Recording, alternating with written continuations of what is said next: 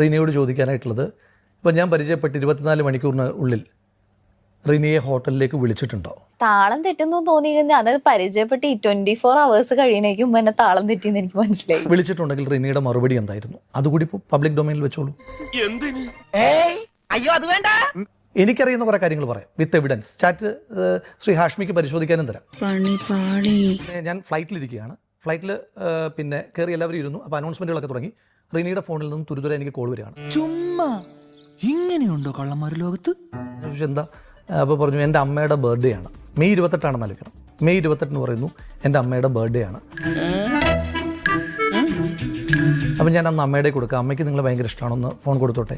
അപ്പോൾ ഞാൻ ഫോൺ കൊടുത്തു. അപ്പോൾ ഞാൻ ആ അമ്മയോട് പറഞ്ഞു, അമ്മേ ഹാപ്പി ബർത്ത്ഡേ ടു യു. ഓഹോ, അപ്പോൾ അങ്ങനെ ഒരു സംഭവം ഉണ്ടായിരുന്നല്ലേ. എന്നോട് മോശമായിട്ട് പെരുമാറിയാൽ ശക്തമായ റിയാക്ഷൻ എൻ്റെ ഭാഗത്തു നിന്നുണ്ടാവും. പരിചയപ്പെട്ട് 24 മണിക്കൂറിനകം ഒരു മോശം അനുഭവമുള്ള, ഇത്തരത്തിലൊരു മോശം അനുഭവമുള്ള ആള് ആ ഓഗസ്റ്റിന് തൊട്ട് മുമ്പുള്ള മെയ് 28 ഇവരെന്നെ ഇങ്ങനെ വിളിക്കുന്നത്. എനിക്ക് നേരത്തെ സംശയം ഉണ്ടായിരുന്നു. എന്നെ മനഃപൂർവ്വം കരിവാരിത്തേക്കാൻ കുറച്ച് ആൾക്കാർ ഇറങ്ങിയിരിക്കുക. അതിന് മുൻപ് ഇവർ തൃശ്ശൂരിൽ ഒരു പരിപാടിയിൽ പങ്കെടുക്കാൻ വന്നിട്ട്, തൃശ്ശൂർ വരെ അവരുടെ ഡെസ്റ്റിനേഷൻ ഉള്ള അവരെന്നോട് പറഞ്ഞത്, തീർന്നിട്ടില്ല. ചോദിച്ചു പാലക്കാട് ഞാൻ ഉണ്ടെന്ന് പറഞ്ഞ് അവരെന്നെ പാലക്കാട് വന്ന് കണ്ട് വളരെ സ്നേഹത്തോടെ എൻ്റെ ഓഫീസിൽ വന്ന് കണ്ട് പിരിഞ്ഞു പോയൊരാൾ. ഒറ്റിക്കൊടുത്താൽ കിട്ടുന്ന നക്കാപ്പിച്ച കാശിനായിരുന്നെങ്കിൽ ഞാനത് പിച്ചയായിട്ട് തരുമായിരുന്നല്ലോ.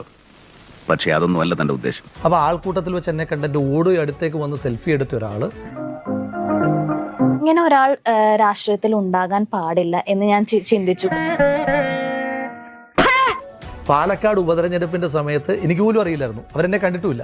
2 ദിവസം അവിടെ വർക്ക് ചെയ്യാൻ വന്നിട്ടുണ്ടെന്ന് പറയുന്ന ഒരാള് ഒരു സുപ്രഭാതത്തിൽ വന്നിട്ട് ഇങ്ങനെ പറയുമ്പോൾ ഞാൻ അക്ഷരാർത്ഥത്തിൽ ഞെട്ടിയിരിക്കുകയാണ്. എന്താ